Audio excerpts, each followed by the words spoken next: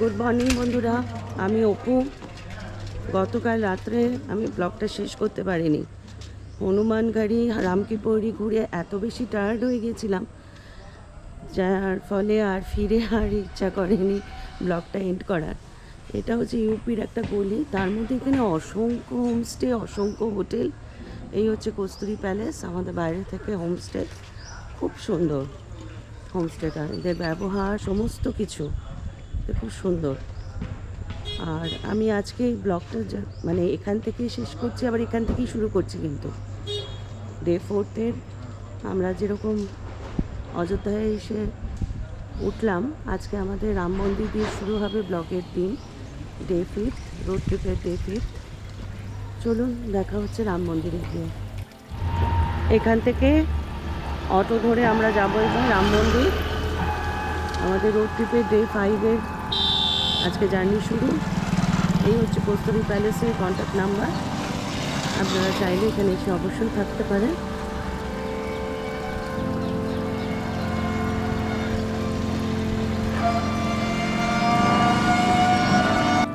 আমরা লাকিলি একটা ব্যাটারি চালিত গাড়ি পেয়ে গেছি, যেটা একদম মন্দির অবধি যাবে, পার হেড 20 টাকা।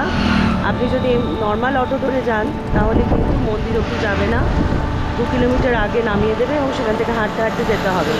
এইরকম ব্যাটারি চালিত গাড়ি যদি আপনি যান তাহলে কিন্তু মন্দির পরিসর অবধি কিন্তু যাবে।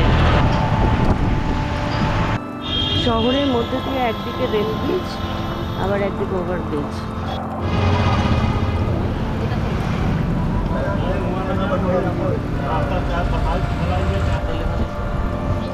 এখানে তার মানে ইন্টারন্যাশনাল সব আসে নিশ্চয়ই। এটা হচ্ছে এখানকার একটা ধর্মশালা, বেশ বড়।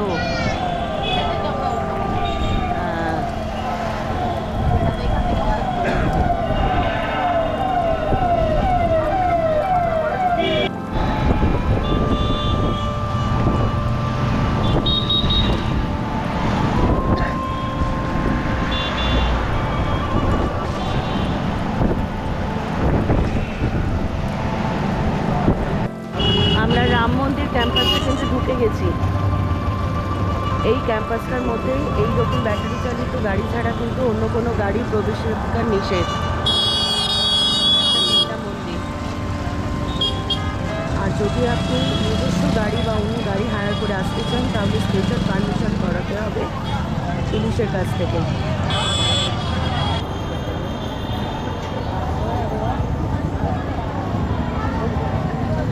এই হলো অযোধ্যার রাম মন্দির।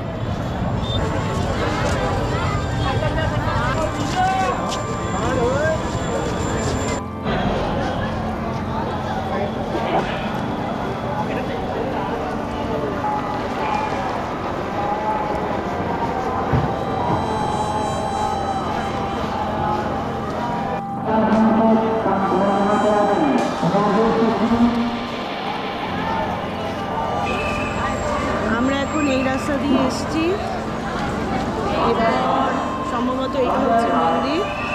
এই দরজা দিয়ে আমরা এবার ঢুকবো, ঢুকে আবার এতটা রাস্তা দিয়ে ওই দিকটায় যাব।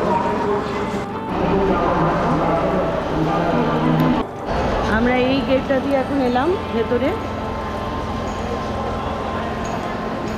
আর এই হচ্ছে মন্দির যাওয়ার রাস্তা। বন্ধুরা, এখানে কিন্তু আমি ক্যামেরা নিয়ে আর আগে এগোতে পারবো না, কারণ এখানে লকারের ব্যবস্থা আছে। এখানে লকারে ক্যামেরা, মোবাইল, পার্স ইত্যাদি সমস্ত কিছু আপনার দরকারি যা জিনিস সাথে ছিল সব কিছু কিন্তু রেখে এগিয়ে যেতে হবে।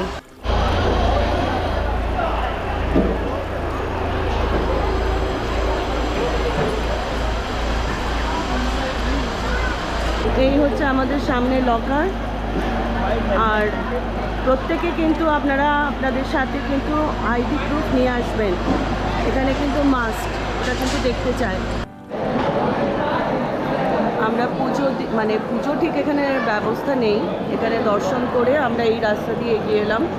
অনেকগুলো প্রোটোকল পেরিয়ে সেখানে যেতে হয়, যেমন লকারে জিনিস রেখে, জুতো রেখে, তারপরে একটা নির্দিষ্ট জায়গা দিয়ে এগিয়ে গিয়ে ঠাকুর দর্শন করতে হয়। পুজো দেওয়ার কোনো ব্যবস্থা এখানে নেই, সবাই স্মুথভাবে ঠাকুর দর্শন করে এগিয়ে যাচ্ছে। মানে লাখো লাখো লোক অ্যাট আ টাইম যাচ্ছে, কিন্তু কোনো অবস্টাকেল তৈরি হচ্ছে না।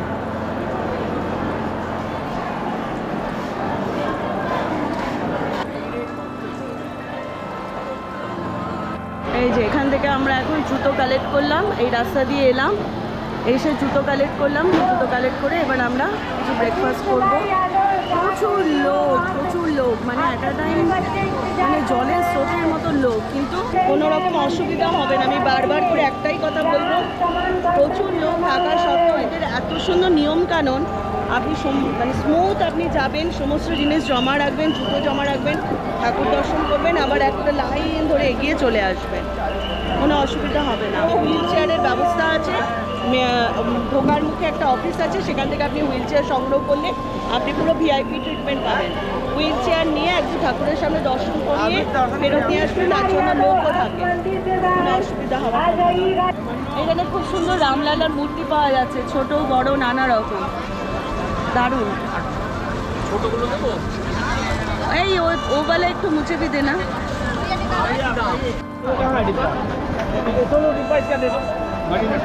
এটা নিলাম, এরকম একটা নিয়েছি, আর ছোট তিনটে নিয়েছি, এগুলো কিন্তু সব মার্বেলের।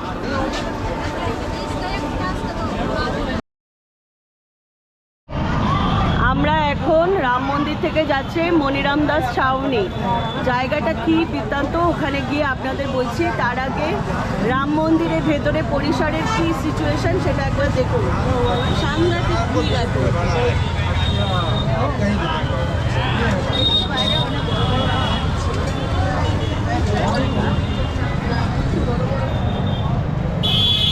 এটা এই পরিসরের ভেতরে এই ব্যাটারি চালিত গাড়িটা কিন্তু আমরা আবার পেয়ে গেলাম। এটা 20 টাকা করে পার হেড পড়ে। এটা করি আমরা একটা নির্দিষ্ট পয়েন্ট অনুযায়ী যাব, সেখান থেকে আবার অটো ধরে আমরা যাব মনিরাম দাস ছাউনি।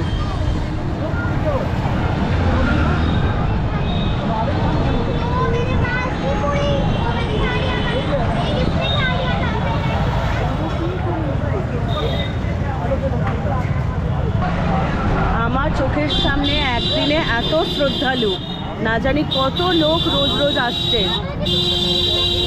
প্রচুর দোকান রেস্টুরেন্ট, কিন্তু সবই ভেজ।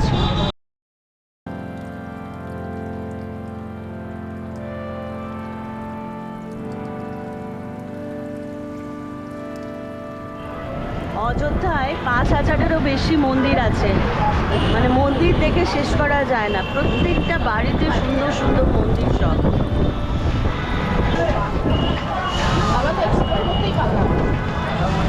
আবার আসতে হবে,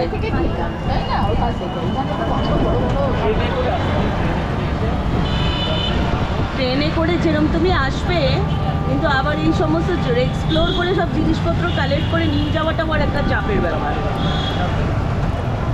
এটা যেরকম কি আমার গাড়ি আছে, আমি গাড়িতে তুলে দিলাম সব কিছু গুছিয়ে, আমার আর কোনো চিন্তা নেই।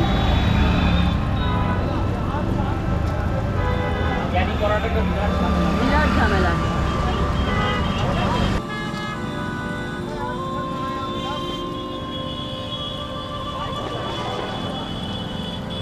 কালকে এখানে আমরা এসেছিলাম, এই যে রামকি পেইরি যে জায়গাটা, সেটা এখানে।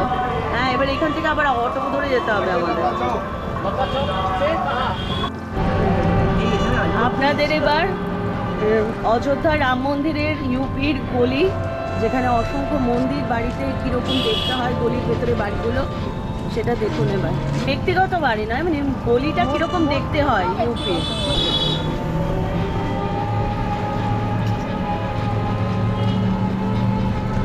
এখন কি রাম মন্দিরও বন্ধ হয়ে গেছে? অত লোক ও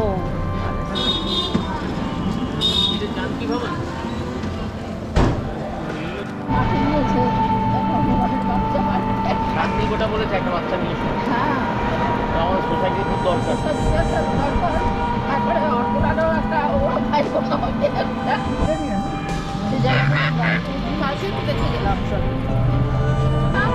বাবা, এটা কি এত বড়? কোনো ট্রাস্ট কোনো আশ্রম সব ট্রাস্ট, একটাও তো লোক নেই এখানে।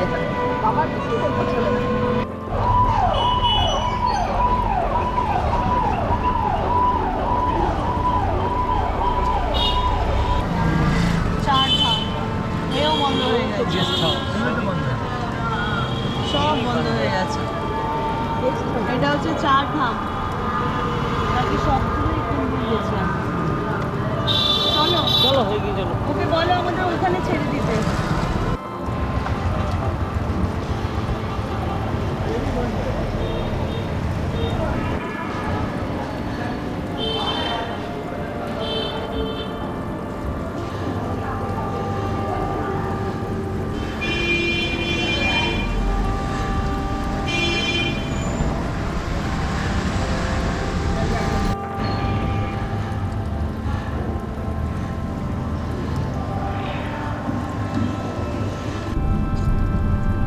রোড ট্রিপের ডে 5 আজকে আমাদের। আমরা এখন অযোধ্যা ট্রিপ কমপ্লিট করলাম। কমপ্লিট করে সাডেন আমাদের প্ল্যান চেঞ্জ করে আমরা আজকে যাচ্ছি লখনৌর দিকে। অযোধ্যা টু লখনৌ হচ্ছে 130 কিলোমিটার, সময় লাগবে 2.5 ঘন্টা। আর একটা ছোট্ট কথা বলে রাখি, অযোধ্যায় কিন্তু যে রাম মন্দিরকে কেন্দ্র করে যে সমস্ত বাকি যে সমস্ত মন্দিরগুলো, যেমন জনক ভবন, কনক ভবন, সীতাকা রাসোই, এই সমস্ত ছোটোখাটো মন্দিরগুলো এবং যাবতীয় যত মানে ট্যুরিস্ট স্পটগুলো আছে সেগুলো কিন্তু দুপুর 12টায় বন্ধ হয়ে যায়, বিকেল 4টে খোলে। শুধু রাম মন্দির সারাদিন খোলা থাকে। তাই জন্য আপনারা যদি এই সমস্ত জায়গাগুলো ভিজিট করতে চান তাহলে দুপুর 12টার আগে বা বিকেল 4টের পরে কিন্তু আপনাদের ভিজিট করতে হবে।